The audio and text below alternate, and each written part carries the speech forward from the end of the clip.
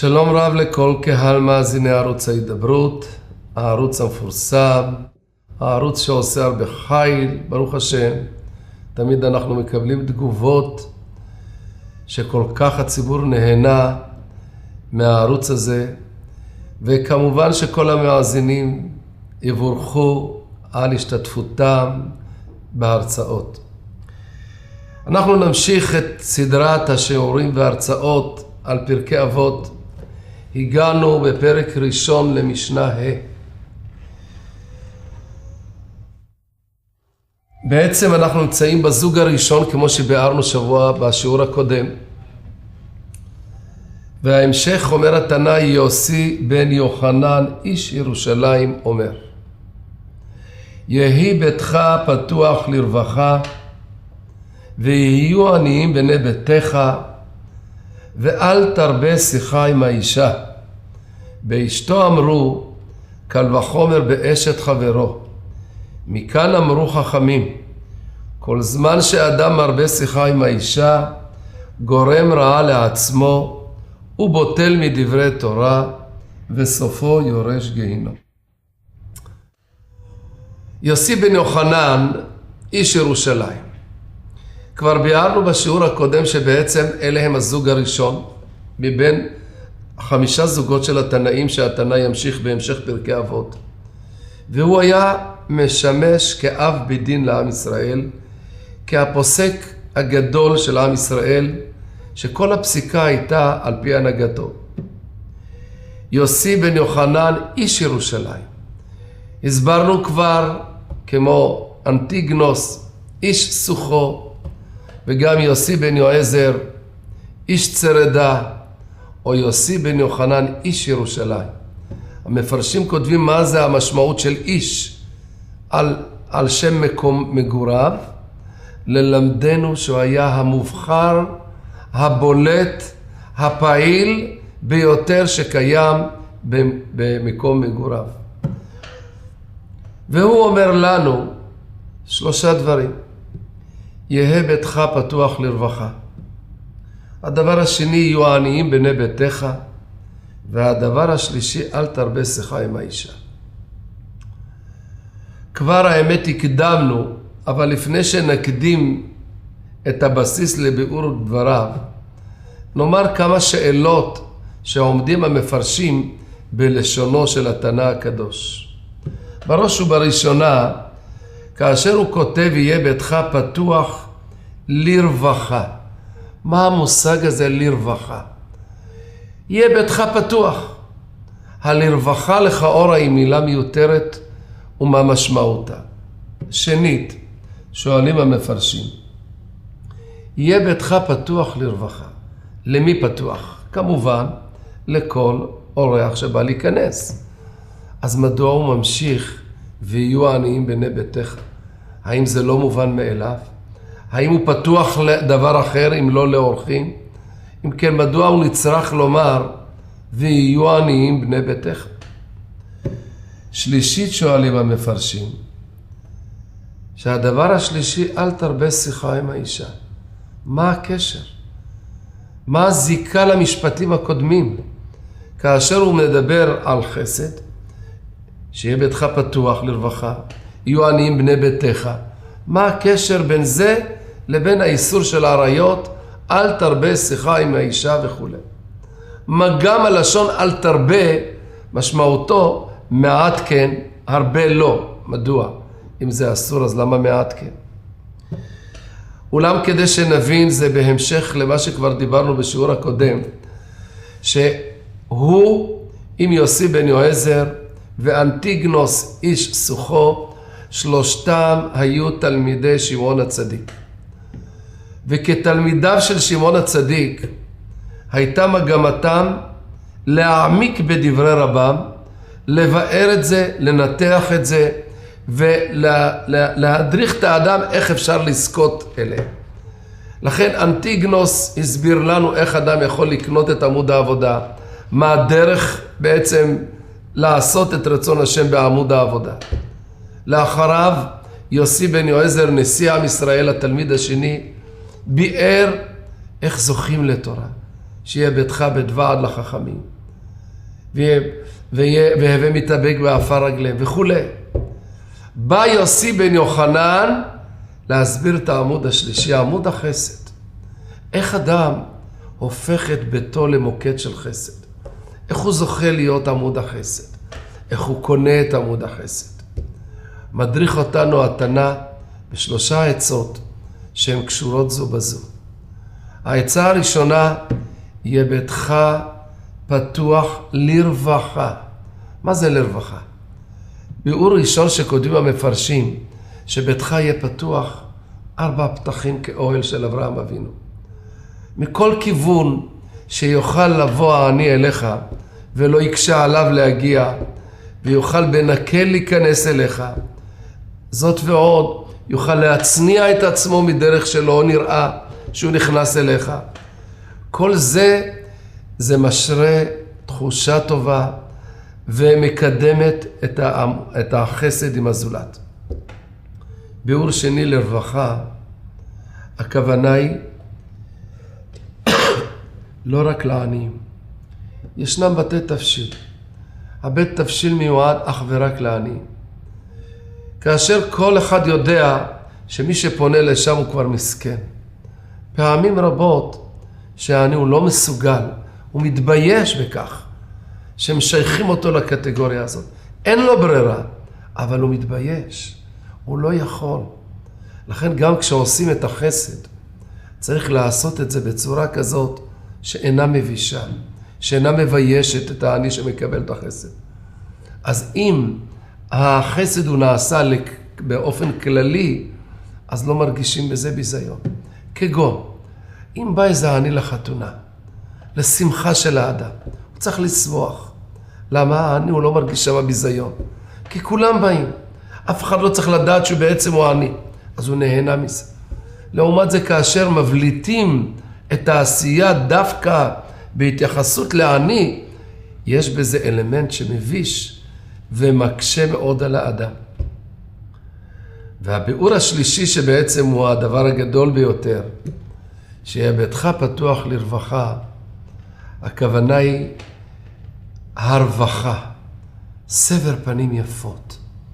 הבית צריך להיות פתוח מלשון ברווח, עם נוחיות, עם נעימות, עם מאור פנים. יש הבדל איך אדם מקבל את העני.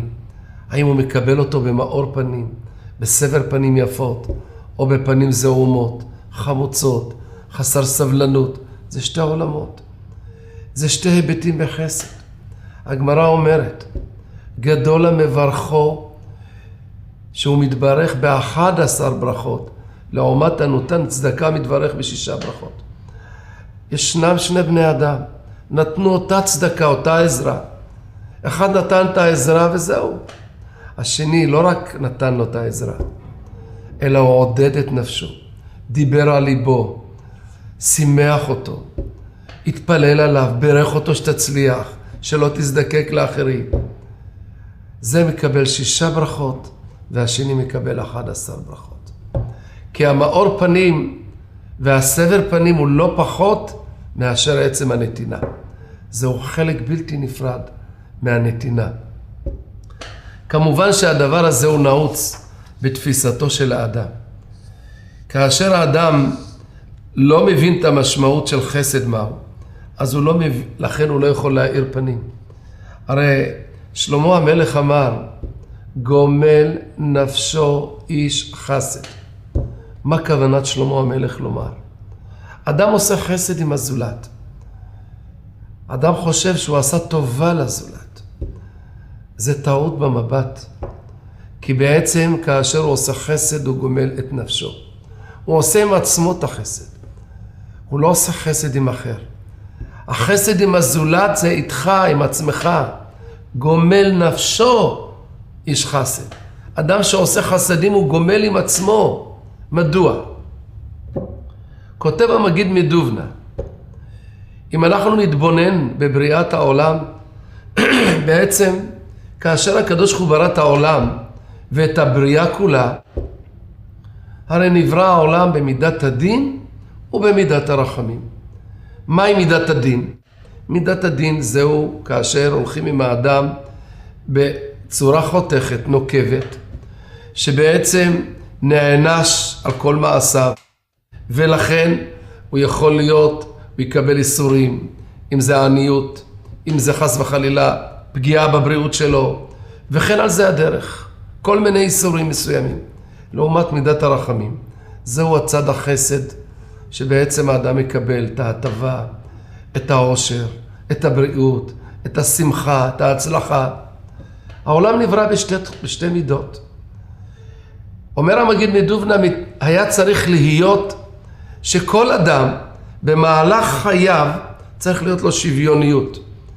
חלקם של החיים יהיו במידת הדין, חלקם מן החיים יהיו במידת הרחמים. לפי מעשיו של האדם. כך שבעצם כל אדם עלי אדמות היה חווה על בשרו את שתי החלקים האלה. בשווה, שווה בשווה. כי מה ההבדל בין ראובן לשמעון או ללוי? ואנחנו רואים אחרת את העולם. אנחנו רואים בעולם, ישנם אנשים עשירים כל ימיהם, ישנם אנשים עניים כל ימיהם. ישנם אנשים בריאים כל ימיהם, ישנם אנשים סובלים כל ימיהם. ישנם אנשים מצליחים, ישנם אנשים לוזרים שמפסידים כל חיים. והרבה הפכים. מדוע זה כך? אומר המגיד מדובנה, כי עולם חסד ייבנה. הקדוש ברוך הוא רצה שיהיה חסדים אחד עם השני. מה עשה הקדוש ברוך הוא? לקח את הכסף מראובן, שם את הכסף אצל שמעון. ולשמעון נתן את כל הכסף. אבל זה כפיקדון אצל שמעון. כיוון שהקדוש ברוך הוא רוצה שראובן יזדקק לשמעון, ושמעון יתאפשר לו להעניק לראובן, כך שאחד עוזר לשני, והעולם נבנה מחסד. אותו דבר, אחד בריא ואחד חולה. שאחד יוכל לעזור, שהבריא יוכל לעזור לחולה, יבקר את החולה. וכן על זה הדרך. כמובן שחשבונות שמיים, למה הוא נבחר לקבל את האיסורים והשני לקבל את השפע, זה חשבונות שמיים. אנחנו לא יכולים להיכנס לסודות הבריאה נסתרות לשם אלוקינו. אבל ההבנה של הדברים צריכה להיות שבעצם כאשר השם נותן לך, זה פקדונות שניתנו לך כדי שתוכל לעזור לזולת. כי זהו תכליתו של האדם בעולם. אחד איש את רעהו יעזור, לסייע כל אחד לפי יכולתו. וזה נקודה הראשונה, שכשאדם מבין שבעצם הוא עושה עם עצמו חסד, אם הוא יודע להעניק לאחרים, כי אחרת חס וחלילה הגלגל יכול להתהפך, ואז הוא יהיה במצוקה, אז ממילא הוא ישמח לעשות חסד. הוא יאיר את פניו לעשות חסד. כיוון שזה שהוא בא לבקש ממנו, הוא צריך להסתכל על זה באותו רגע, איך ברוך השם זיכה אותי השם להיות הנותן ולא להיות המקבל. כמה זה להיות במתרס הזה נעים יותר. כמה כואב לראות את האדם שהוא נזקק לקבל. וכשבא אליך האדם לקבל, אתה אומר, ברוך השם, אני מודה לך שנתת לי את האפשרות להעניק לזולת. לא תקבל אותו במאור פנים.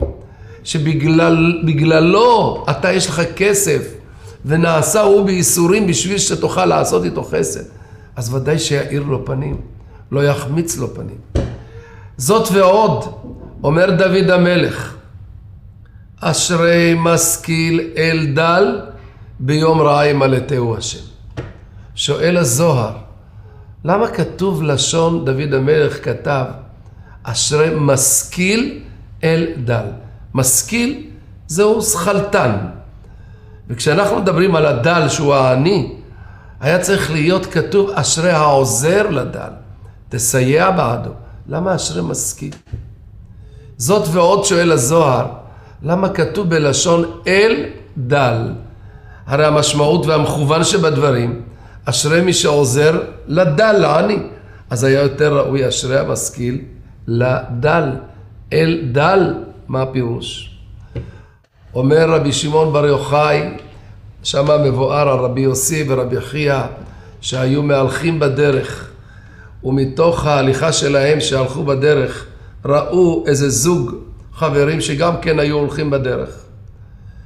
וזה היה מקום של מדברות, שומם, ודרכם כאשר הם הלכו, פתאום בא אליהם אדם שלישי לאותם זוג שלפניהם, ואמר להם שירחמו עליו, כי 3 ימים הוא לא אכל, והוא כבר הולך לגבוע מרעב, שירחמו עליו. אחד מהם אמר, אני מוכן לרחם עליו ולתת לו. השני אמר לו, תראה, הדרך ארוכה לפנינו. אם אנחנו ניתן לנו, לא יהיה לנו מה לאכול בדרך, ואין מהיכן להשיג. זה שאלה של חיים ומוות, אני לא מוכן. ואם אתה נותן, אל תבקש ממני, כי זה אחריותך.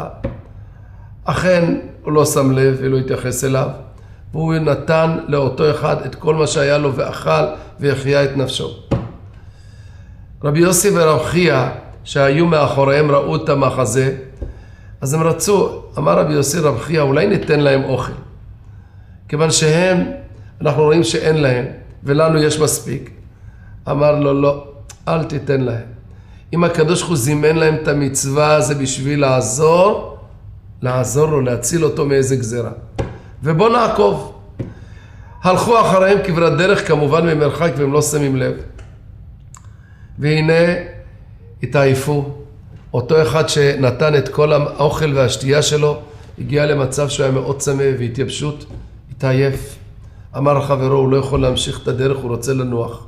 אמר לו, לא, אני ממשיך. אתה רואה, אני הזהרתי אותך, אל תיתן, ואתה נתת, זה בעיה שלך. אותו אחד המשיך והשאיר את חברו, שכב תחת עץ בצל כדי לנוח, כמעט לאגור כוחות שיוכל להתקדם. ישבו רבי יוסי ורב חייא מנגד והשקיפו עליו, והנה הם רואים שפתאום באה איזה הפעה, איזה לטאה גדולה, שהיא עומדת ליד האדם, מרימה את ראשה ועומדת ממולו. והם מסתכלים מה יקרה פה, מה המטרה. אמר לו רב חייא, תראה עוד מעט איזה נס יקרה לו. עוד מעט תראה מה שאמרתי לך, שהקדוש ברוך הוא זימן לו את הצדקה כדי לעשות איתו את הנס. והנה יורד נחש גדול, צפה, מלמעלה מהעץ, כדי להקיש את האדם.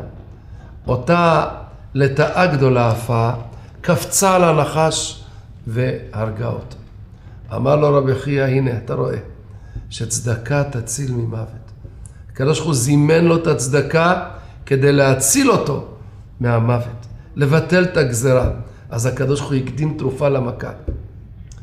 זהו שכתוב, אשרי משכיל אל דל ביום רעה ימלטהו השם, ביאורו של הפסוק. אשרי מי שמשכיל, חושב בשכלו. למה הקדוש ברוך הוא שולח לי אני לבקש ממני צדקה? למה הוא לא הלך בדלת השנייה? ואם הוא הלך בדלת השנייה, למה לא הלך לבניין השני? מה המטרה? כיוון שמי שמשכיל, חושב ומתבונן, שמי הביא את העני לכאן? זה הקדוש ברוך הוא הביא את הדל. אשרי מי שמשכיל וחושב שאל הביא את הדל. ולמה הביא אותו? בכדי שביום רעה ימלטהו השם. בכדי להקדים תרופה למכה, לבטל מעליו את הגזרה. זו המטרה. כשאדם מתבונן וחושב כך, ומבין שבעצם כשהוא עושה חסד, הוא רק עושה עם עצמו את החסד. הוא מבין שהקדוש ברוך הוא רוצה לשמור אותו, רוצה להגן עליו. האם הוא יעשה את זה שלא במאור פנים? האם הוא יעשה את זה בדיעבד, בפנים זעומות או כועסות? ודאי שלא. משל למה הדבר דומה? אדם שהוא חולה אנושות, ומביאים איזה פרופסור מומחה בכדי לנסות לעזור או להציל אותו ממחלתו. האם החולה יקבל אותו בזעף, בכעס, בדיעבד, או שהוא ישמח לקבל את הרופא הזה כמוצא שלל רב שהוא מציל את חייו? או כאשר אדם נמצא באיזה תסבוכת, באיזה משפט, או באיזה תביעה מסוימת, ויש מישהו, אדם שמסוגל, שיש לו ידע ויש לו קשרים לנסות לייעץ כדי לעזור לו, איך הוא יקבל אותו? בוודאי שהוא יקבל אותו בשיא מאור הפנים, בשמחה, כי הוא יודע שהוא בא להציל אותו. בדיוק כך החסד שהאדם עושה עם עני או עם נצרך, ככה צריך לדעת. זה היועץ הכלכלי שלי, זה הפרופסור שלי, זה המגן והמציל אותי מכל מיני נזקים.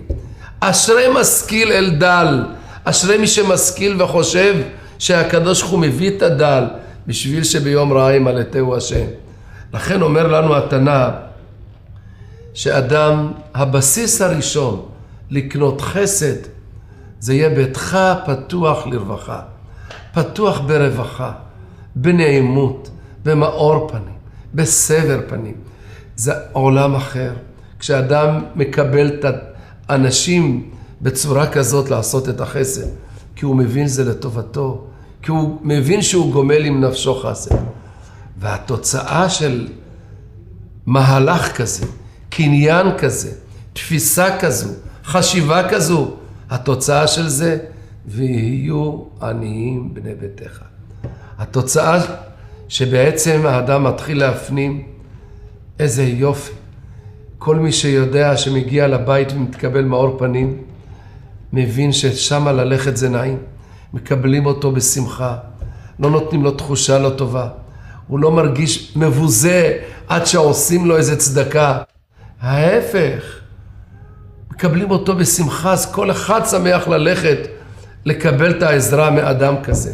ממילא יהיו עניים בני ביתך, ממילא יתרבה אליך החסד, כיוון שכולם יבינו שהמקום היחיד שאפשר לקבל את החסד זה שם.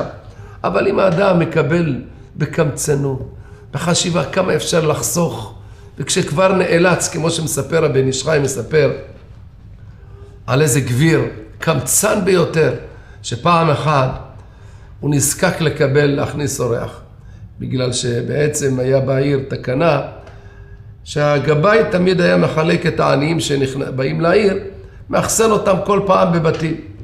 ופעם אחת הגבאי פנה אליו, יש לו עני שהוא מוכרח לקבל אותו. קיבל אותו בעל כורחו. אבל השיר הזה הוא קמצן ביותר. קשה לו מאוד לראות איך העני אוכל, כמה אוכל. והעניים בדרך כלל רעבים כל היום, אז הם אוכלים יותר מהרגיל. ואז זה כואב לו על כל אכילה ואכילה שלו. חשב איך אני אוכל לצמצם את הנזק. אחרי שחזרו מהתפילה לבית, עשו קידוש, בעל הבית בוצע את החלות שהאישה הכינה, כדי שלא ייקח הרבה לחם. בעל הבית ישר לא נתן חתיכות קטנות למוציא, אלא חתיכות גדולות לכל אחד, לאשתו חתיכה גדולה, לבנים כל אחד חתיכה גדולה, השאיר חתיכה קטנה לעני, נתן לו, גמר את כל הלחם, כי לכל אחד נתן לו בשפע לכל הסעודה, והשאיר את החתיכה הקטנה לעני. כי אחרת אם ישים את הכל במרכז, הוא יודע שהעני יכול לאכול להם, ולהם לא יהיה.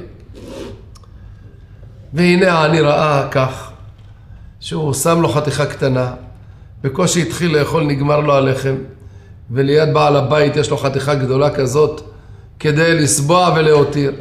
מה יעשה העני ויאכל? העני הזה היה מפוקח. מה עשה? התחיל לספר בעל הבית, מה אני אגיד לך מה ראיתי בדרכי, איזה פלאי פלאים, ראיתי דברים שאי אפשר להאמין, והתחיל לספר לו כל מיני פנטזיות מיוחדות כאלה. ובעל הבית אומר, איך יכול להיות? הייתכן שיש כאלה דברים בעולם? אמר לו, אתה לא מאמין לי? לקח את הלחם של בעל הבית, בזמנם היו כאלה שרגילים להישבע בלחם. אני מוכן להישבע לך בלחם הזה, אני מוכן להישבע לך שזה היה אמיתי. אומר לו בעל הבית, לא, אל תישבע, לא צריך להישבע בשביל זה. הוא לא הבין מה הוא רוצה. טוב, לא נשבע. לקח את הלחם, שם את זה לידו. התחיל לאכול. בעל הבית ראה, לקח לו את הלחם. עכשיו לא נעים לו לקחת את זה בחזרה ממנו. בעל הבית נאלץ לקחת מהלחם מאשתו והילדים, ונתן לו והוא אכל, העני, שמח לפחות שיש לו לחם. בעל הבית בתור קמצר, ידע שהוא כבר מתעסק עם איזה מתוחבל, אז הוא החליט כבר להתכונן לקראת צעדים הבאים. אמר לו, תראה ידידי היקר, אתה אורח שלנו, אבל אצלנו יש מנהג, אין משיחים בשעת הסעודה. זה הלכה. ולא טוב, אתה מתחיל לדבר וזה, אחרי האוכל תשב תדבר. ככה שלא יעשה לו עוד איזה פטנטים, אז שלא ידבר. אמר לו, אני האורח, אמר לו, אתה צודק? מה אתה חושב שאנחנו, גם אצלנו יש הלכה כזאת. אין משיחים בשעת הסעודה. אבל התנא בפרקי אבות אמר, 3 שאכלו על שולחן אחד ולא אמרו עליו דברי תורה כאילו אכלו מזבחי מתים. אבל דברי תורה כן מדברים. לפחות דבר תורה, אני רוצה להגיד איזה דבר תורה, משהו. דברים אחרים, לא עכשיו, אחרי האוכל. אמר לו, כן, כן, טוב. מה כבר אתה, בעל הבית חושב, מה כבר יעשה לו בדבר תורה? דברי תורה אתה יכול להגיד, אבל לא לדבר דברים אחרים עד אחרי האוכל. אמר לו, בסדר. אמר לבעל הבית, יש לי איזה דבר הלכה, תשמע, דבר יפה מאוד. בהלכה נפסק בשולחן ערוך יורה דעה, שאם שניים יושבים לאכול בשולחן, אחד אוכל בשרי ואחד אוכל חלבי, חייבים לעשות הפסק ביניהם. איזה היכר בין זה שאוכל את הבשר לזה שאוכל את החלב. זה שאוכל את הבשר אולי יעשה מפה, והשני בלי מפה, או היכרים אחרים, זה לא משנה. ומניין למדו, אומר לו מניין, מה הטעם שבדבר? מאיפה למדו את זה? ישנה הלכה נוספת, שאם שניים אוכלים, אחד מהם גוי ואחד יהודי, והיהודי יושב לאכול ליד גוי, חייב לעשות הפסק. ושם מוסבר למה. אומרת הגמרא, מה הטעם שבדבר? כיוון שהגוי מסוגל, הוא ראה איזה מאכל טוב אצל היהודי, ומתחשק לו, הוא מסוגל לעשות, להחליף את האוכל, ויקח את האוכל של היהודי, וישים לו את האוכל שלו, ויכשיל אותו במאכל אסור. אמר לו, וככה האיסור גם בבשר וחלב. שניים שיושבים בשר וחלב, עלול להיות שיהיה איזה החלפה או משהו, ויקשלו באיסור. אמר לו, הנה ותראה, אתה רוצה לראות, תראה איך עושים את זה. והוא לקח את הצלחות. היה בעל הבית, דילגתי על מה שקרה עם האוכל, הוא הזהיר בעל הבית את אשתו, היות ויש עני כזה, עכשיו, כשאת מביאה את האוכל, לכל אחד, אל תגישי מגשים כמו שתמיד רגילים במרכז ותיקחו, כל אחד ייקח, אלא תגישי צלחות אישיות. ואצלנו את יודעת, תשים את החתיכות בשר הגדולות עם האורז, אצלו תשימי עיקר אורז, חתיכת בשר קטנה. אני ראה את זה ישר כשבא והגישו את האוכל, ראה אצלהם כולם מלא בשר, אצלו בקושי בטל ב60. זה משהו מתוך הקמצנות שלו. ואז הוא אמר לו את ההלכה הזאת, והסביר לבעל הבית, אמר לו, תראה איך מסוגלים לעשות, ככה לקח את הצלחת של בעל הבית, צלחת שלו, תראה איך מחליפים, וזה מסוכן, לכן אסור לאכול שתיים ביחד, בשר וחלב, או עם גוי, כי מסוכן. אמר לו, די, מספיק ההלכה, והוא התחיל לאכול, בסדר, אמר לו, כן, ישר התחיל לאכול מהצלחת. אז כן, בעל הבית לא מצליח איתו, הנה הוא אוכל לו את הבשר שלו ואת הכל, אמר בעל הבית, אני חייב לסדר אותו. אמר לי, אשתו, את יודעת, האוכל לא טעים, אין מלח, תביא מלח, חייבים לשים מלח. הוא חשב לשפוך לו הרבה מלח, לפחות שלא יהנה מהאוכל. אבל כשהביא את המלח, אמר לו, אדוני בעל הבית, באמת אתה צודק, אני יודע שאין מלח באוכל, באמת אתה צודק, אבל זה נס, כדי שהוא אוהב אותי, לי אסור מלח. אתה תשים מלח לעצמך, אבל אני לא צריך. מסכן לא היה לו ברירה, בעל הבית שם מלח לעצמו, והוא אכל את האוכל כמו שצריך. אומר הבן איש חי, זהו כשאדם רע עין, קמצן. אדם לא מבין שהוא עושה חסד עם עצמו. הוא חושב שהוא עושה טובה שהוא נותן לו. אז הוא חי בצרות עין, כואב לו על כל מה שהוא נותן. בצורה הזאת, אז הוא ודאי שהוא מסכן. דבר כזה, אין ספק שהוא לא יוכל לקבל במאור פנים את האדם. אין ספק בזה. כיוון שבדרך הזאת הוא חושב שהוא עושה טובה לעני. במקום להבין שבעצם הוא עושה, העני עושה איתו טובה. וכשאדם מסתכל, אז הוא מקבל את זה במאור פנים. כמו שמסופר על התנאים, בתקופת התנאים, היו תנאים שהלכו לאסוף צדקה, היו מחזיקי תורה, והיו צריכים לאסף ממקום למקום צדקה. פעם אחת הלכו לאיזה עיירה מסוימת, והסתובבו לאסוף צדקה. הבית הראשון היה מתגורר שם אחד העשירים הגדולים. אבל אמרו אולי יתחילו ממנו, יתחילו מהסוף. אמרו נלך נאזין מאחורי הדלת, נשמע מה האווירה בבית, ועל פי זה נחליט אם ללכת להיכנס אליו. שמעו מאחורי הדלת איך אותו עשיר קורא לבן שלו, ואומר לו, בני, אנחנו צריכים שתלך לשוק עכשיו לקנות ירק מסוים, אבל הירק תדע, כשאתה הולך בשוק, יש ירק טרי מהיום, זה עולה יקר. יש ירק מאתמול, משלשום, עולה רבע המחיר. אז תשים לב, לך תקנה את הירק שהוא כבר מאתמול, משלשום. זה יותר זול, הרבה יותר זול. שמעו את הדברים האלה, אמרו, אם על ירק שעולה כמה פרוטות הוא מתקמצן, ולבית שלו הוא מתקמצן, קונה ירק בשביל לחסוך כמה פרוטות ולקנות ירק בזול, מה נבקש ממנו צדקה, חבל על לבזבז את הזמן. לא כדאי להיכנס לבית הזה. טוב, עזבו את הבית הזה והלכו והסתובבו בכפר לאסף את הצדקות. כאשר גמרו לאסף את הצדקות, הרי היות והוא גר בכניסה של העיר, אז הגיעו אליו, הוא היה מחוץ לבית. אמר להם שלום עליכם. אמרו לו שלום עליכם. שאל אותם מה אתם עושים פה בעיר? אמרו לו שאנחנו אוספים צדקות להחזיק תורה. אמר להם ולמה אצלי אתם לא באים? אמרו לו הנה עכשיו באנו אליך. הנה באנו. ניצלו את ההזדמנות. אמרו לו הנה באנו אליך. אמר להם טוב אז תיכנסו לבית שלי. תבקשו מאשתי שתיתן לכם כלי מלא זהובים. לא האמינו. כלי מלא זהובים. כל מה שאספו לא הצליחו להגיע לכזה דבר. אבל הלכו לבית, דפקו, אמרו לה שלום עליכם. הבעל הבית נמצא בחוץ, בשדה. הוא אמר לנו שניכנס, שתתני לנו כלי מלא זהובים. שאלה אותם, איך הוא אמר לכם? גדוש או רק מלא? איך הוא אמר? אמרו לה, אנחנו לא יודעים, לא שמנו לב לדברים כאלה. מה ההבדל? גדוש, מלא, לא יודעים, לא מבינים. הוא אמר כלי מלא זהובים. טוב, אמרה להם אין בעיה. אני אתן לכם כלי גדוש. הלכה מילה זהובים, גדוש, לא רק מלא ישר, אלא גודש ממש על הכלי. אמרה להם תראה, אני שמתי בכוונה גדוש. אם הוא אמר לכם גדוש, אז זה שלו. אם הוא אמר לכם רק מלא, את מה שאני הוספתי בגודש, זה מהנידוניה שלי אני נותנת לכם. ככה תגידו לו.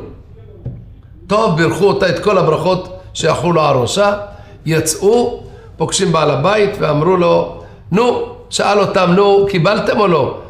אבל איזה כלי נתנה לכם, גדוש או לא גדוש? אמרו, פחדו שהוא רוצה לקחת מהם. אמרו לו, האמת היא נתנה גדוש, אבל היא אמרה שאם כוונתך לגדוש, הנה מה טוב, ואם לא, היא נותנת מהנידוניה שלה. אמר לא, אני התכוונתי לכלי גדוש, רציתי שתיתן זה שלי, זה בסדר גמור, מצוין, ברוך השם. אבל אני עכשיו שואל אתכם את האמת, למה לא באתם לביתי? תגידו את האמת, מה הסיבה שנמנעתם? אמרו לו, האמת הוא, באנו לבית שלך הראשון, אבל שמענו אותך מאחורי הדלת שאתה קורא לבן שלך לקנות ירק, שעולה כמה פרוטות, ואתה אומר לו, אל תקנה את הטרי כי זה יותר יקר ותקנה את הזול. מה כבר יש סיכוי לבוא לבקש ממך תרומה? אפילו לבית שלך אתה חוסך בירק. אמר להם, צדיקים התנא אומר, ויהיו עניים בני ביתך. מה זה ויהיו עניים בני ביתך? בבית שלי אני נוהג בחיסכון, אני נוהג בעניות, אני לא חייב בפרזנות, אני יכול לאכול את הירק הזה או הירק הזה, בשבילי זה אותו דבר. אבל מה שנוגע לאחרים זה במאור פנים, בעושר, ברחבות. זה המבט כאשר האדם מביט נכון. אז ויהיו עניים בני ביתך. גם אם אתה רוצה לצמצם, תצמצם אצל בני ביתך. לעצמך, אבל לא אצל אחרים. בדיוק הפוך. לא כמו שאותו אחד שלבני ביתו נותן בשפע, ולעניים הוא נותן בצמצום.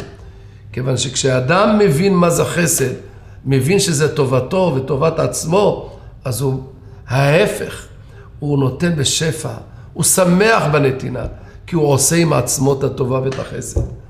זה המסר של התנא. בדרך אגב, יש מפרשים מסר נוסף, מה זה ויהיו עניים בני ביתך? מטבעם של דברים, ישנם רבים שיודעים לעשות חסד עם כל אדם בעולם. כל אדם חיצוני אפשר לעשות איתו חסד. ככה טבעם של דברים, כי שם יש תחושה טובה שאתה עושה חסד. אבל בני הבית, אין מושג כזה. מה זה בני הבית? כולם שעובדים אליך, כולם כפופים אליך, איזה טובה זאת? זה לא טובה, וזה טעות אנושית. כי בדיוק ההפך. גם יהיו עניים בני ביתך, זאת אומרת שגם בני ביתך, אתה צריך להסתכל עליהם בעין של חסד ומצווה כמו לעניים בדיוק. ובדיוק ההפך אומר מרן החידה. כותב מרן החידה, התורה מצווה אותנו ואהבת לרעך כמוך. יש מצווה, אחד מתרי"ג המצוות, שאדם צריך לאהוב את הזולת כמו את עצמו. הייתכן, אומר מרן החידה, כמעט בלתי אפשרי לעשות כזה דבר. האפשרות היחידה שיכול האדם להגיע אליה, לדרגה הזאת, אולי, הוא אומר רק עם אשתו. אשתו שהיא כגופו, יכול האדם לקיים מצוות עשה של ואהבת לרעך כמוך. מה ביאורם של דברים? בן אדם חושב שאשתו בעצם, מה פתאום? איזה חסד יש בזה? אני צריך לעשות לאשתי חסד? כן, זה הטעות. אדם צריך לדעת כל עזרה, כל סיוע, כל תשומת לב לאישה זה חסד. כל עשייה בבית עם הילדים זה חסד, זו מצווה, בדיוק כמו שאתה נותן לעני. וההפך, חז"ל מתייחסים מבשרך אל תתעלם, זה פירושו של דבר שכל הקרוב קרוב קודם. כשאדם יודע להתייחס ולבנות את הבית שלו כבית של חסד, שהמבט על כל החיים זה חסד, זה מצווה, זה עולם אחר, הבית מתנהל אחרת. כי כל אחד מבין שבעצם כאשר האדם פועל או עושה בבית, כל פעולה זה מצווה, זה חסד. האדם לא לוקח את זה בכפייתיות, בשעבוד, בעבדות, וזו התפיסה המוטעית שהרבה בתים נהרסים. כשבני הזוג מבינים שכל אחד עושה חסד עם השני, כל עשייה זה מצווה. בני הבית מבינים שלהוריד את הפח זה מצוות עשה. אני הולך לעשות כיבוד אב ואם, אני הולך לעשות חסד עם בני הבית. המבט הוא אחר, זה לא עבדות, זה לא שעבוד, השמחה. אדם מוכן להניח תפילין, אדם מוכן לשלם לשמור שבת, אדם מוכן ללכת לקנות 4 המינים כדי לקיים מצוות לולב. זה מצוות עשה אחת. וכן על זה הדרך. בדיוק, באותה דרגה יש מצווה להוריד את הפח. יש מצווה לעזור לפנות את הבית, לנקות את הבית. כל עזרה שיכולה להיות בבית. כשבני הבית בונים את הבית על חסד, על תפיסה שונה, על השקפה שונה, שהבית כולו זה אווירה של חסד. ואחד עוזר לשני, שורר אהבה, אחווה, שלום ורעות בבית. אז בני הזוג חיים באושר ושמחה. לצערנו רבים שחושבים זה עבדות. אם הוא עושה לאישה משהו, האישה עושה לבעל, מה זאת אומרת אני העבד שלה? או היא העבד שלי? וכאשר יש את המבט הזה, אז לצערנו יש פירוד מוחלט, יש שנאה. כשרואים שהאישה קורסת והבעל יושב מנגד, בית כזה לא יכול להיות שיהיה שלום בית. בבית כזה לא יכול להיות שהשכינה תהיה. בית שרוצים שהבית ייבנה בקדושה וטהרה בשמחה, זה כאשר פניהם איש אל אחיו. בראש מעיינו דאגת הזולת. כל אחד חושב על השני מה אני יכול להועיל לו, במה אני יכול לעזור לו. ולדעת שכל סיוע זה יכול להיות במילה יפה. וחומר בעשייה, כל זה מצוות, זה חסדים. זה ואהבת לרעך כמוך, זה כבד את אביך ואת אמך. כשבונים את הבית באווירה כזאת של מצוות, צבירת מצוות, כל פעולה, כל מעשה זה מצווה. זה לא בית של עבדות, זה לא בית של שעבוד, זה לא בית של השפלה, זה לא בית של ניצול, אלא זה בית שכל כולו עופף חסדים ומצוות.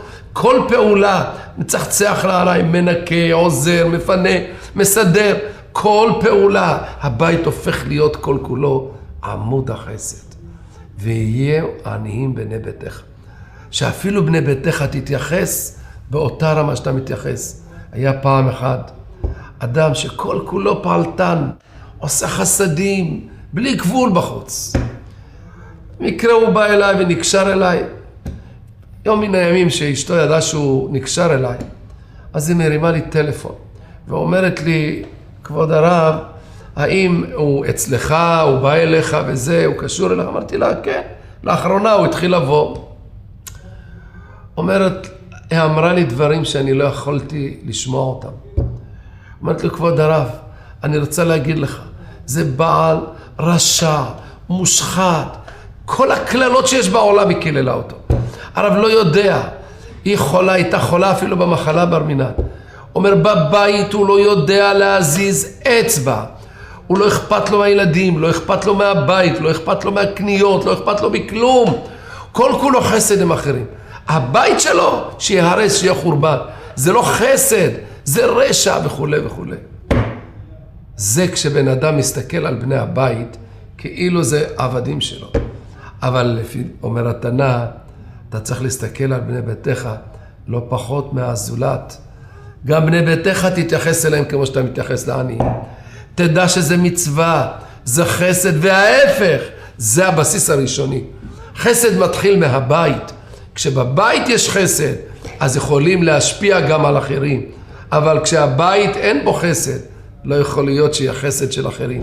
כי אז החסדים שעושים לאחרים, זה רק מתוך אינטרסים, מתוך כבוד, ולא מתוך המהות של חסד. לכן אומר התנא, יהיו עניים בני ביתך. והדבר השלישי, אומר התנא הקדוש, ואל תרבה שיחה עם האישה.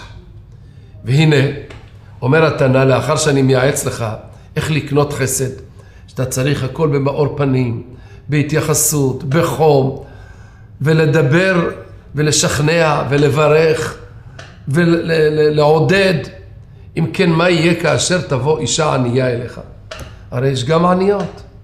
אתה גם כן תזדקק לעשות את החסד, וגם אליה מצווה להאיר לפנים, וקל וחומר לעודד אותה, אולי הוא אפילו עוד יותר לך אורה. אבל אומר התנא, תיזהר. נכון, הבית שלך יהיה בית של חסד, אבל אם זה ענייה, צריך להיות זהיר ונזהר. לא, שמה אל תרבה שיחה. מעט כן, אתה חייב לקבל במאור פנים, אתה חייב לעודד כמה מילים, אבל אל תרבה שיחה, כיוון שסופו יורש גיהינום. כי אין אפוטרופוס לעריות. היצר הרע קיים אצל כל אדם. הקדוש ברוך הוא ברא את העולם בחוכמה. הוא ברא את התאוות הגופניות, כי זה קיום העולם. בלי התאווה הגופנית לא היה קיום לעולם. ולכן אדם צריך להכיר את הכוחות והתכונות של מהו האדם. האדם חייב להיות שיש לו את התאווה, כי זה המציאות קיום שלו. וחז"ל אומרים, אין אפוטרופוס לעריות. אם אתה תשב ותדובב ותעודד ותעשה שיחות נפש עם הענייה, בסופו של דבר תיכשל באיסור. לא ייתכן שלא, כי זה המסלול. לאט לאט הדברים נקשרים נימי הנפש, ועד שמגיעים לידי העבירה. סופו יורש גיהינום. מזהיר התנא, אתה יכול לעשות חסדים, אבל עם הכל צריך האדם להיות זהיר. כי כשהאדם נדבק, אין כזה דבר שלא ייכשל. מסופר על החפץ חיים, כשכבר היה בגיל 90, פעם אחת היה יושב בית המדרש והדלת הייתה פתוחה, והיה יושב ומלמד, ובאה אחת מהאחיות כנראה של התלמידים, והסתובבה מול הפתח הלוך ושוב כדי לקרוא. ואז קם החפץ חיים ויצא אליה ואמר לה, למה את מסתובבת מול העיניים שלי? וכי אם את חושבת שאני בגיל 90, אז אין לי יצר הרע? את רוצה להכשיל אותי? לא להסתובב כאן. חפץ חיים, מעל גיל 90, בכל זאת הוא שמר על עצמו. מסופר על רבי מאיר, רבי מאיר אבוחצירא, זכרונו צדיק לברכה, שפעם אחת הוא נאלץ ללכת להגביל את פני אביו שהוא בא משדה התעופה, אז הוא ביקש לקחת אותו לשדה התעופה כדי להגביל את פני הבבא סאלי זכרונו לברכה. ולמרות שהוא היה שומר הרי את העיניים וישבו סביבו וישב בשדה התעופה, הוא אמר כל ימיו הוא הצטער על אותה הליכה מההשפעה השלילית שהיה במקום של מלא מלא פריצות, שזה משפיע על האדם. אז איך אדם יוכל לשבת ולשוחח ולהרבות שיחה עם האישה? להרבות שיחה מוכרח להביא לדרדור, מוכרח להביא לפריצות ולעריות. זה דבר שחובה על האדם לשמר את עצמו, כי זו הדרך הנכונה. רבים חללים מפילה. ישנם רבים שעושים חוגי בית, ומביאים רב, מרצה לנשים, ויושבים עם שיחות נפש. לצערי אני ראיתי והייתי עד לכל מיני מקרים, שהיה הידרדרות עד לדברים שלא צריך לומר אותם. כיוון שברגע שישנה ריבוי של שיחה, סופו יורש גיהינום. לכן התנא אומר, אתה יכול להיות בית של חסד, עמוד של חסד, להאיר פנים, להסביר פנים, לעודד ולדובב ולסייע, ועל ידי זה באמת יתרבו, בני ביתך יהיו עניים, זאת אומרת העניים יבואו לביתך, כולם ירצו להיעזר בך, וגם נשים בתוכם, אבל אל תרבה שיחה. תשמר את עצמך כדי שהבית יהיה בקדושה, ואז הבית יישאר עמוד החסד, ויעזור השם שנזכה כולנו, שביתנו יהיה בית של חסד, אהבת הזולת, החל מביתנו עם בני ביתנו, בין הבעל לאישה, עם כל יוצא חלצינו, וכך עם כלל ישראל, ועל ידי זה שנרבה אהבה ואחווה, נוכל לזכות, לראות בביאת גואל צדק, ובניין בית המקדש, אמן ואמן.